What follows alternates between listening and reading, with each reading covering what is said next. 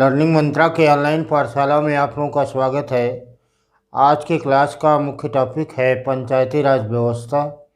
और पंचायती राज व्यवस्था का विकास होता है संविधान के संघात्मक मॉडल से, क्योंकि संविधान का संघात्मक मॉडल विकेंद्रीकरण पर आधारित है और पंचायती राज की व्यवस्था भी विकेंद्रीकरण पर आधारित है। जैसा कि आपको मालूम है कि संघात्मक संविधान के अंतर्गत केंद्र और राज्य के बीच में शक्तियों का विभाजन किया जाता है, लेकिन भारत में एक नई सरकार का गठन हुआ, खास करके तब जबकि 73वां और 74वां संविधान संशोधन विधेयक पारित कर दिया गया।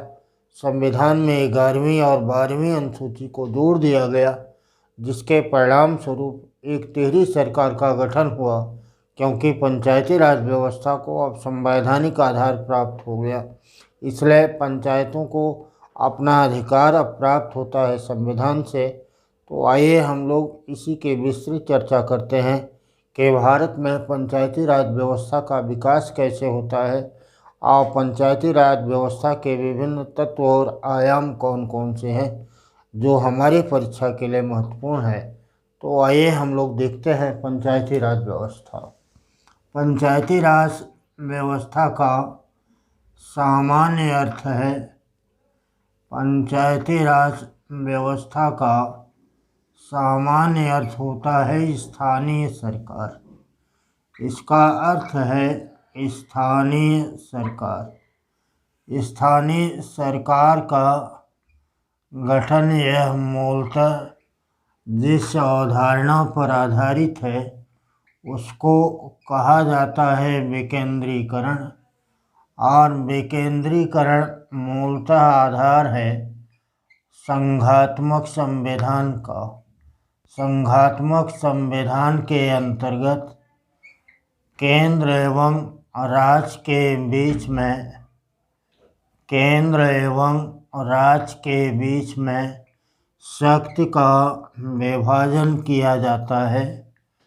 लेकिन वर्तमान संदर्भ में अगर देखा जाए तो भारत में यह एक और नई सरकार का गठन हो गया, जिसको लोकल गवर्नमेंट या स्थानीय सरकार कहते हैं। अर्थात पंचायतों का अधिकार अब संविधान के द्वारा प्रदत्त है। संविधान प्रदत्त है। पंचायती राज का सामान्य अर्थ होता है पंचों की सरकार। ये आपने पढ़ा होगा भारत में पंच परमेश्वर के कहानी ना। स्वाभाविक रूप में पंचायती राज का तात्पर्य होता है स्थानीय शासन का संचालन। स्थानीय शासन का संचालन यदि स्थानीय लोगों के द्वारा किया जाए, संचालन यदि स्थानीय लोगों के द्वारा किया जाए तो उसे स्थानीय सरकार या पंचायती राज कहते हैं। भारत में पंचायती राज व्यवस्था का विकास किस प्रकार से होता है, अगर इसको जानना है तो भारत में इसको 3 भागों में बांटा गया।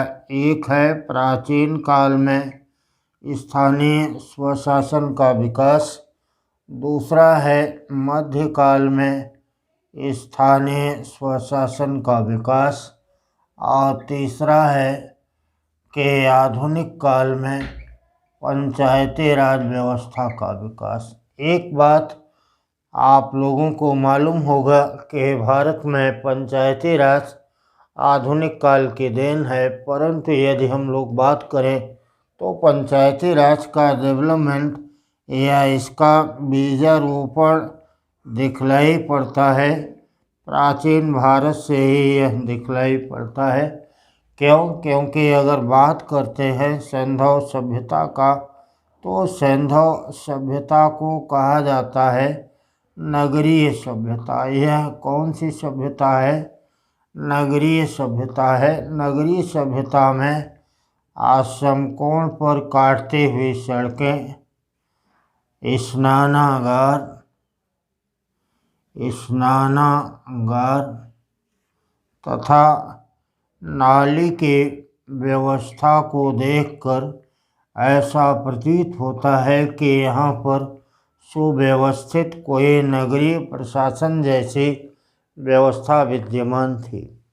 अगर बात करते हैं वैदिक काल में, तो वैदिक काल में भी किसी न किसी रूप में ग्रामीण स्तर पर पंचायतों का उल्लेख प्राप्त होता है। महत्वपूर्ण एक अन्य विदेशी यात्री जिनका नाम है मेगास्थनीज ने एक पुस्तक लिखा और उसका नाम है इंडिका। इंडिका के अंतर्गत उन्होंने पाटलिपुत्र को सुंदर नगर बतलाया है। पाटलिपुत्र को सुंदर नगर बतलाया कि पाटलिपुत्र एक सुंदर नगर था। इसकी चर्चा इनके द्वारा की गई। इस आधार पर यह स्पष्ट होता है कि ऐसे नगर को सुंदर बनाने का काम स्थानीय सरकार या शहरी निकाय के द्वारा किया गया होगा। मेगास्थनीज की पुस्तक का नाम है इंडिका। मौर्य काल में भी हम लोग देखते हैं स्थानीय स्तर पर अनेक अधिकारी एवं कर्मचारियों की नियुक्ति की जाती थी। अगर प्राचीन काल में हम लोग बात करते हैं चोल राजवंश की, तो चोल राजवंश ग्रामीण स्वराज के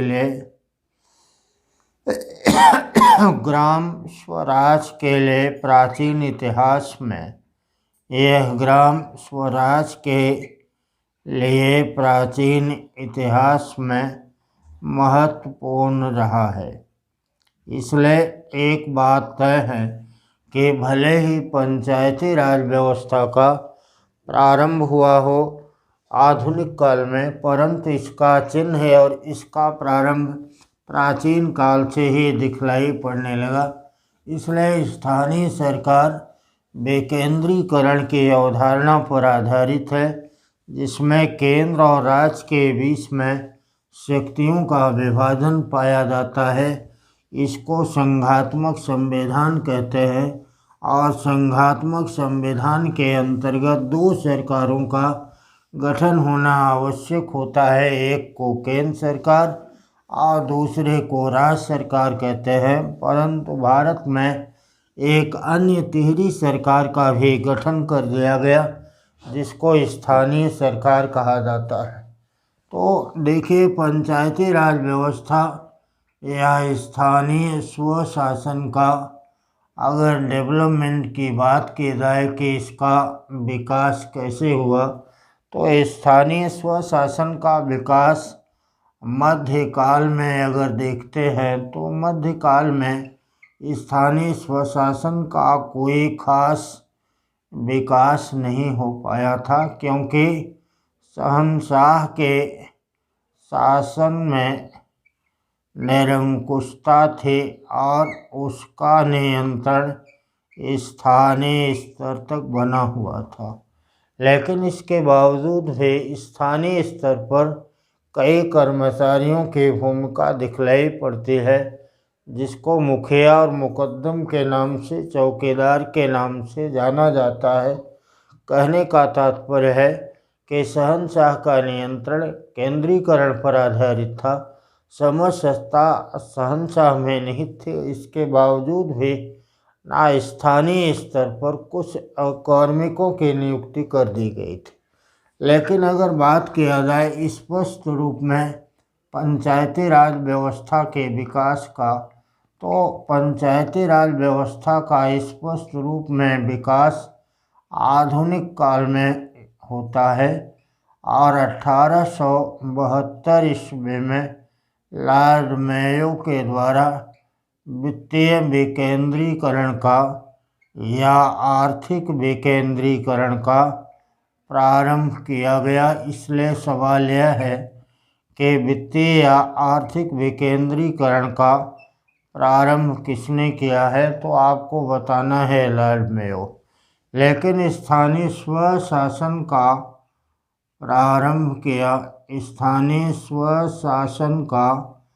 प्रारंभ करने का कार्य किया था लॉर्ड रिपन ने, इसीलिए लॉर्ड रिपन को स्थानीय स्वशासन का जन्मदाता या पिता कहा जाता है। आपको आएगा कि स्थानीय स्वशासन का जन्मदाता या पिता कौन है, तो बताना है। लॉर्ड रिपन इसका जन्मदाता या पिता कहलाता है, लेकिन वित्तीय विकेंद्रीकरण का प्रारंभ करने का श्रेय जिसको है उसका नाम है लॉर्ड मेयो। आधुनिक काल में इसका प्रारंभ हुआ और इसके साथ साथ 1907 ईस्वी में एक शाही विकेंद्रीकरण आयोग का गठन किया गया और उसी के सिफारिश के आधार पर 1922 ईस्वी में उत्तर प्रदेश, बंगाल, बिहार, उड़ीसा एवं असम में पंचायत की स्थापना हेतु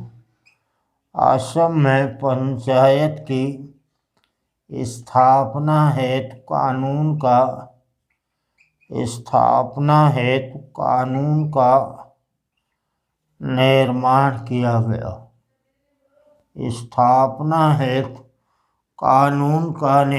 किया गया।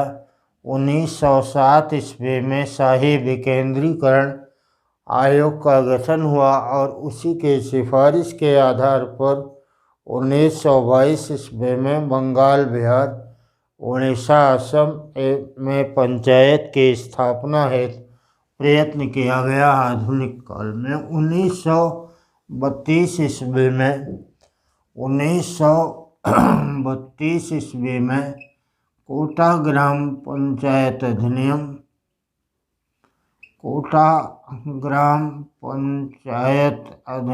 तथा झालावाड़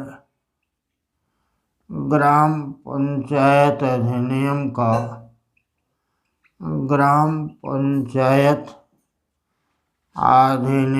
को पारित किया गया और इसको पारित करने के बाद वहाँ के 12 रियासतों में पंचायतों के निर्माण हेतु कानून बनाया गया।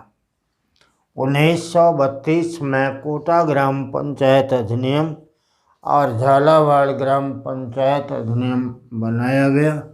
अब इसके बाद आधुनिक काल में जब भारत का संविधान निर्मित होने लगा तब इस विषय पर गहन चर्चा और मंत्रणा हुई और गहन चर्चा और मंत्रणा के दौरान पंडित जवाहरलाल नेहरू के द्वारा इस बात को कहा गया कि दिल्ली की संसद में चाहे जितने ही बड़े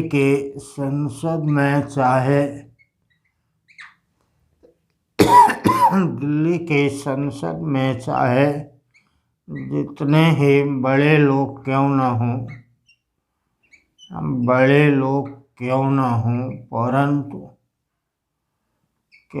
हों परंतु पंचायतें ही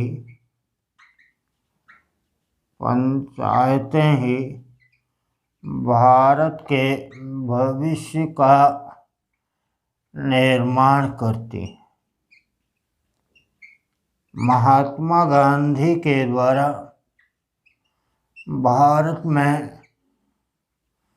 पंचायती राज व्यवस्था के पक्ष में व्यापक समर्थन जुटाया गया और पंचायतों की स्थापना पर बल दिया गया। उनका मत था कि गांव को आत्मनिर्भर बनाना आवश्यक है। भारत के कई गांव है और गांव में किसान रहता है। किसान भगवान होता है क्योंकि उसके द्वारा अन्न को उपजाया जाता है जिससे व्यक्ति की उदर पूर्ति होती है। महात्मा गांधी के द्वारा पंचायती राज व्यवस्था का पुरजोर समर्थन किया गया, लेकिन डॉक्टर बी आर अम्बेडकर ने परंतु बी आर अम्बेडकर ने भारत में पंचायती राज व्यवस्था का कड़ा विरोध किया। उनका मानना था कि यदि इसको लागू कर दिया गया तब गाँवों में पंचायतों के अंतर्गत उच्च जाति को वर्चस्व प्राप्त हो जाएगा और निम्न जाति का इनके द्वारा शोषण किया जाएगा। इसलिए इनके द्वारा पंचायती राज व्यवस्था का करारा विरोध किया गया था। हमको यह सवाल आता है कि भारत में पंचायती राज व्यवस्था का पुरजोर समर्थन किसने किया? महात्मा गांधी ने। लेकिन अगर यह सवाल आता है कि भारत में पंचायती राज व्यवस्था का कड़ा विरोध किसने किया, तो डॉक्टर बी आर अम्बेडकर ने। महात्मा गांधी के द्वारा किए गए सिफारिश के आधार पर ही महात्मा गांधी के द्वारा की गई सिफारिश के आधार पर ही सिफारिश के आधार पर भारतीय संविधान के अनुच्छेद 40 में पंचायतों के स्थापना करना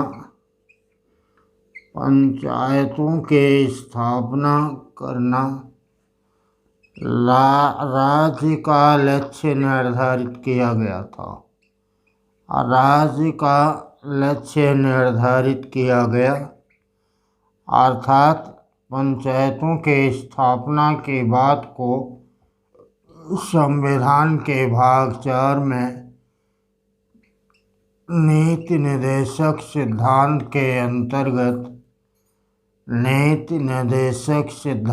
के अंतर्गत कहा गया है। इसलिए संविधान के भाग 4 में आर्टिकल 40 के अंतर्गत यह बात कहा गया कि भारत में राज्य का यह कर्तव्य होगा कि वह पंचायतों की स्थापना करे। इसलिए हमको यह सवाल आएगा कि पंचायतों के स्थापना पर सर्वाधिक सिफारिश किसके द्वारा की गई? महात्मा गांधी के द्वारा। और भारत में इसका कड़ा विरोध किसने किया था? जातिवादी व्यवस्था के परिणाम स्वरूप परंपरावादी सोच के लोग गांव में निवास करते हैं। अगर ग्रामीण स्तर पर पंचायतों को लागू कर दिया गया तो इसका अर्थ केवल इतना ही मात्र निकलेगा कि उच्च जातियों को पंचायती राज व्यवस्था के संपूर्ण ढांचे पर नियंत्रण स्थापित हो जाएगा और ऐसे में उच्च जातियां निम्न जातियों का केवल शोषण करेंगी। इसलिए महात्मा गांधी के पंचायती राज व्यवस्था की स्थापना के मिशन पर डॉक्टर बी आर अम्बेडकर ने करारा प्रहार किया था। परंतु इन सब के बाद व्यापक विचार विमर्श करने के उपरांत भारतीय संविधान के निर्माताओं के द्वारा महात्मा गांधी के द्वारा पंचायती राज व्यवस्था के पक्ष में दिए गए तर्क से प्रभावित होकर संविधान के भाग 4 में आर्टिकल 40 के अंतर्गत यह प्रावधान कर दिया गया कि राज्य के द्वारा पंचायती राज व्यवस्था की स्थापना की दिशा में आवश्यक कदम उठाया जाएगा। देखिए, यहाँ तक तो बात थी जो प्रावधान प्राचीन काल, मध्यकाल और आधुनिक काल में किया गया। लेकिन पंचायती राज व्यवस्था का विधिवत प्रारंभ की अगर बात की जाए तो इसका प्रारंभ संविधान निर्माण के बाद 1952 में होता है, जबकि भारत सरकार के द्वारा सामुदायिक विकास कार्यक्रम को लागू किया गया और इस कार्यक्रम के अंतर्गत खंड को विकास के इकाई बनाया गया था। खंड को विकास के इकाई बनाया गया। खंड को माना गया कि यह विकास की इकाई है और यह ब्लॉक या खंड मॉडल को भारत के संविधान में अमेरिका से ग्रहण किया गया है। और यहाँ पर स्मरणीय बात है, वर्तमान में भी ब्लॉक या खंड ही विकास की इकाई बना हुआ है। अभी भी हमको यह प्रश्न है कि विकास की इकाई क्या है, तो आपको बताना है विकास की इकाई गांव नहीं होकर खंड या ब्लॉक है। सामुदायिक विकास कार्यक्रम का उद्देश्य था विकास कार्य के साथ जनता को जोड़ना। विकास कार्यों के साथ जनता को जोड़ना ये इसका मूल उद्देश्य लक्ष्य था, परंतु यह कार्यक्रम असफल हो गया क्योंकि जनता इसके साथ जुड़ नहीं पाई थी। इस कार्यक्रम के असफलता के पश्चात 1953 में राष्ट्रीय प्रसार सेवा का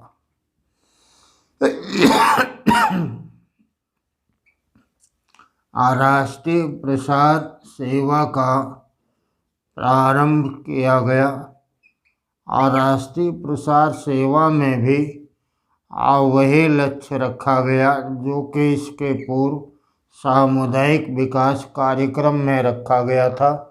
उद्देश्य था विकास कार्यों के साथ जनता को जोड़ना, परंतु यह कार्यक्रम भी असफल हो गया था। अब इसके पश्चात सरकार के द्वारा भारत में पंचायती राज व्यवस्था को किस प्रकार से लागू किया जाए, इस बात का अध्ययन करने के लिए भारत में एक ग्रामोद्धार समिति का गठन किया गया। बलवंत राय मेहता इस समिति के अध्यक्ष थे, इसीलिए इसको बलवंत राय मेहता समिति भी कहा जाता है। हमको आएगा 1957 में बलवंत राय मेहता के अध्यक्षता में एक ग्रामोद्धार समिति का गठन किया गया और इस समिति ने 22 अप्रैल 1958 ईस्वी में अपनी सिफारिश दे दिया था और इनकी सिफारिश के आधार पर 2 अक्टूबर 1959 ईस्वी में राजस्थान के नागौर जिले में पंडित जवाहरलाल नेहरू के द्वारा भारत में पहली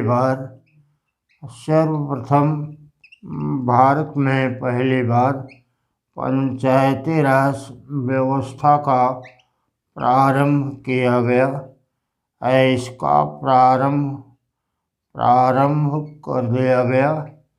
पंचायती राज व्यवस्था का प्रारंभ भारत में कर दिया गया 2 अक्टूबर 1959 राजस्थान के नागौर जिले में, और इसका प्रारंभ करने का श्रेय जाता है पंडित जवाहरलाल नेहरू को। भारत के प्रथम प्रधानमंत्री थे और इस समिति के द्वारा 3 स्तरीय पंचायत की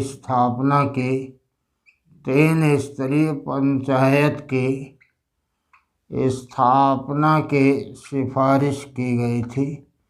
पहला था ग्राम स्तर पर ग्राम सभा का गठन किया जाए और दूसरा खंड स्तर पर पंचायत समिति का निर्माण किया जाए और जिला स्तर पर जिला पंचायत का गठन किया जाए। इनके द्वारा यह सिफारिश की गई। इसलिए हमको आएगा कि भारत में पंचायती राज व्यवस्था का शुभारंभ पहली बार कब किया गया, तो आपको बताना है कि 2 अक्टूबर 1959 ईस्वी में राजस्थान के नागौर जिले में सर्वप्रथम प्रारंभ किया गया। लेकिन आंध्र प्रदेश भारत का पहला ऐसा राज्य है, परंतु आंध्र प्रदेश भारत का पहला ऐसा राज्य है जहाँ पर पूरे राज्य में एक साथ पंचायतों की एक साथ पंचायतों की स्थापना की गई। एक साथ पंचायतों की स्थापना की गई थी। इस बात को यहाँ पर दिखलाई ही पड़ता है।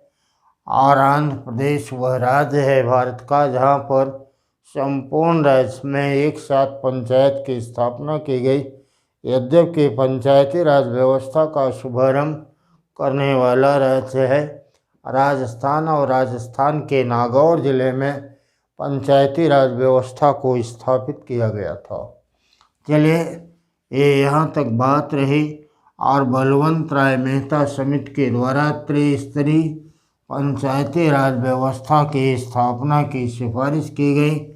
और यहाँ पर भी विकास के कई ब्लॉक को माना गया था। इसका भी उद्देश्य था कि विकास कार्यों के साथ जनता को जोड़ना, परंतु यह व्यवस्था थोड़े समय के बाद असफल हो गई और इसकी असफलता के लिए निम्नलिखित कारण उत्तरदायी रहे। पहला है, इसमें धन की कमी थी। संपूर्ण पंचायती राज व्यवस्था का संचालन करने के लिए धन की कमी बनी रही। दूसरा इसका महत्वपूर्ण कारण था कि यहाँ पर सुविधाभोगी वर्ग को वर्चस्व प्राप्त हो गया था। सुविधाभोगी वर्ग को वर्चस्व प्राप्त हो गया था। तीसरा है कि इस पंचायती राज व्यवस्था में जनता का सहयोग नहीं प्राप्त हुआ। जनता का सहयोग प्राप्त नहीं हो पाया जनता का सहयोग। और चौथा है कि संपूर्ण व्यवस्था में अधिकारी वर्ग के मन में अधिकारियों में अहम भाव बना रहा। अधिकारियों में अहम भाव बना रहा। इसकी असफलता के पीछे का ये महत्वपूर्ण कारण था। 2 अक्टूबर 1959 ईस्वी में इसको लागू किया गया। जब यह प्रोग्राम असफल हो गया तब केंद्र सरकार के द्वारा 1977 ईस्वी में एक अन्य समिति का गठन किया जिसको अशोक मेहता समिति के नाम से जाना जाता है। और अशोक मेहता समिति के द्वारा 1978 ईस्वी में अपनी सिफारिश की गई। अशोक मेहता समिति का गठन केंद्र सरकार ने 1977 में किया था, जबकि इस समिति के द्वारा 1978 में अपनी सिफारिश कर दी गई थी। और इनकी जो सिफारिशें की गई उसमें महत्वपूर्ण है, इन्होंने द्विस्तरीय पंचायत की सिफारिश किया था। पहला है ग्राम स्तर पर इन्होंने कहा कि मंडल पंचायत का गठन किया जाए। और दूसरा जिला स्तर पर इनके द्वारा कहा गया कि जिला परिषद का गठन होना चाहिए। तो 2 स्तरीय पंचायत की सिफारिश की, जबकि बलवंत राय मेहता समिति के द्वारा त्रिस्तरीय पंचायत की बात की गई थी। जबकि अशोक मेहता समिति ने कहा कि पंचायतों का गठन 2 स्तर पर किया जाए। और यह भी कहा गया कि मंडल पंचायत में 15 से 20 ग्राम होंगे और उनकी जनसंख्या भी 15 से 20 हज़ार के मध्य होनी चाहिए। जिला स्तर पर जिला परिषद का गठन होगा और विशेषज्ञता के आधार पर इसमें कई प्रकोष्ठ का निर्माण होगा। अशोक मेहता समिति की सिफारिशों में महत्वपूर्ण सिफारिश है के दलीय आधार पर इसका निर्वाचन करवाया जाए। दलीय आधार पर निर्वाचन करवाया जाना चाहिए, लेकिन केंद्र सरकार के द्वारा सिफारिशों को अस्वीकार कर दिया गया। हमको यह सवाल आएगा कि अशोक मेहता समिति का गठन कब किया गया? 1977 में। और अशोक मेहता समिति ने अपनी सिफारिश कब किया था? 1978 में। और इनकी सिफारिश में महत्वपूर्ण बात थे द्विस्तरीय पंचायत की स्थापना, ग्राम स्तर पर मंडल पंचायत जिसमें 15 से 20 ग्राम होंगे और वहाँ की जनसंख्या 15 से 20 हज़ार के मध्य होगी। जिला स्तर पर जिला परिषद का गठन किया जाएगा और दलीय आधार पर निर्वाचन करवाए जाने का प्रावधान किया गया, लेकिन केंद्र सरकार के द्वारा अशोक मेहता समिति की सिफारिशों को अस्वीकार कर दिया गया था और यह सिफारिशें लागू नहीं की गई। चलिए हम लोग आगे की बात करते हैं। अब यहाँ पर अगर देखा जाए तो दूसरी महत्वपूर्ण बात है, इसके पश्चात 1985 ईस्वी में 1985 में जीवीके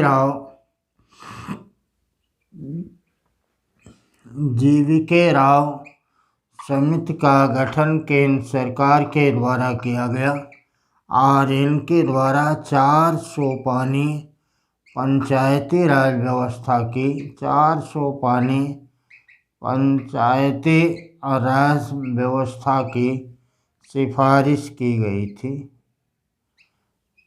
4 सोपानी पंचायती राज व्यवस्था की सिफारिश की गई, जिसमें सबसे पहले राज्य स्तर पर राज्य विकास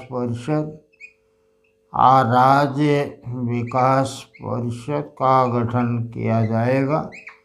दूसरा इन्होंने कहा कि जिला स्तर पर, दूसरा इनके द्वारा कहा गया कि जिला स्तर पर जिला परिषद या जिला पंचायत का गठन होगा और मध्यवर्ती स्तर पर खंड स्तर पर कहा कि क्षेत्र पंचायत का गठन हो और अगला कहा कि ग्राम स्तर पर मंडल पंचायत का गठन किया जाए। इसलिए हमको यह सवाल पूछा जाएगा कि 4 सोपानी पंचायती राज व्यवस्था की सिफारिश किसके द्वारा किया गया था? तो यह बात बतलाना है कि 4 सोपानी पंचायती राज व्यवस्था की सिफारिश जीवीके राव के द्वारा किया गया।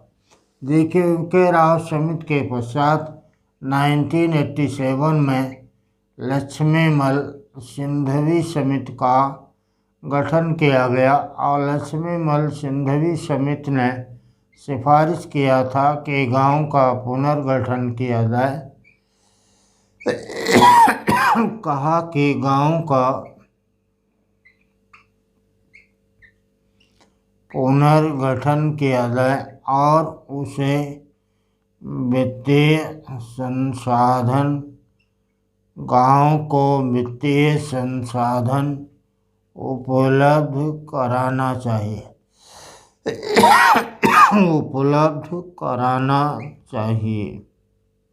यह प्रावधान इनके द्वारा किया गया 1987 में लक्ष्मीमल सिंघवी समिति के द्वारा। इसके पश्चात 1988 में पीके थुंगन समिति का गठन किया गया।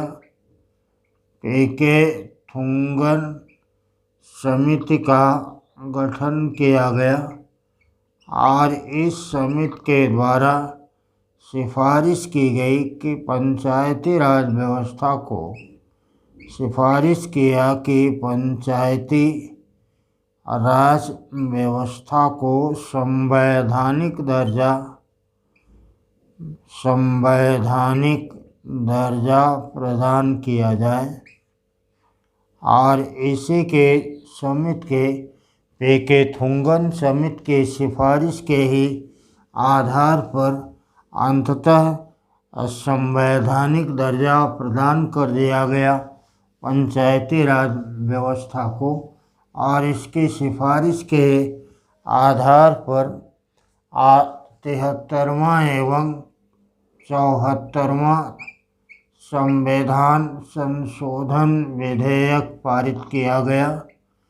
आज संविधान संशोधन विधेयक पारित किया गया और इस विधेयक के द्वारा 73वें संविधान संशोधन के द्वारा संविधान में 11वीं अनुसूची और 74वें के द्वारा संविधान में 12वीं अनुसूची को जोड़ दिया गया और अंततः पंचायती राज व्यवस्था एक संवैधानिक दर्जा प्राप्त हो गया।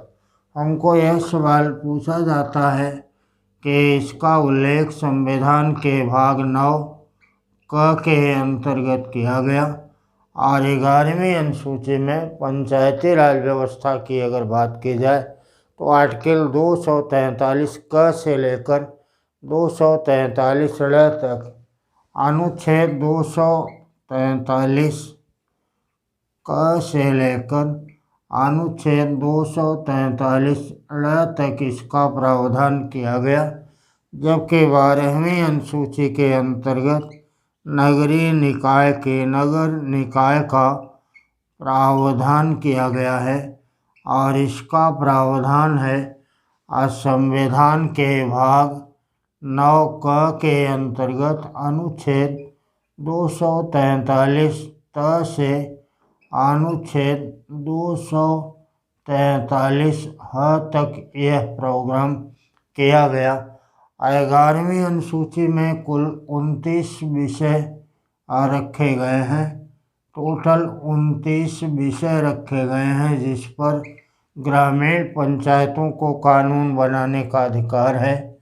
लेकिन 12वीं अनुसूची में कुल विषयों की संख्या 18 रखी गई है और 18 विषय पर कानून बनाने का अधिकार यह उस पर अपना क्षेत्राधिकार का प्रयोग करने का अधिकार नगरीय प्रशासन को प्राप्त है। इस प्रकार से संविधान के भाग 9 क में अनुच्छेद 243 क से 243 ड़ तक पंचायती राज और 12वीं अनुसूची में 74वें संविधान संशोधन के द्वारा इस प्रावधान को 1992 में जोड़ा गया था, जबकि इसे लागू किया गया। हमको दोनों सवाल आता है।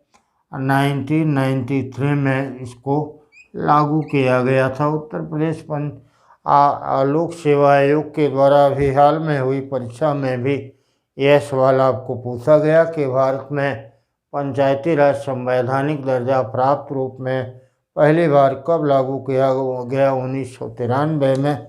और इसको लागू करने वाला पहला राज्य कौन सा है। अगर यह सवाल आता है कि पहला राज्य इसमें कौन सा है तो आपको बताना है कि यह पहला राज्य कोई और नहीं बल्कि मध्य प्रदेश है। 1993 में इसको लागू कर दिया गया था और इसे लागू करने वाला पहला राज्य कौन बनता है। इसको लागू करने वाला पहला राज्य बना है मध्य प्रदेश। तो यहाँ पर बात महत्वपूर्ण रही कि पेकेथुंगन समिति की सिफारिश के आधार पर पंचायती राज व्यवस्था को संवैधानिक दर्जा प्रदान कर दिया गया।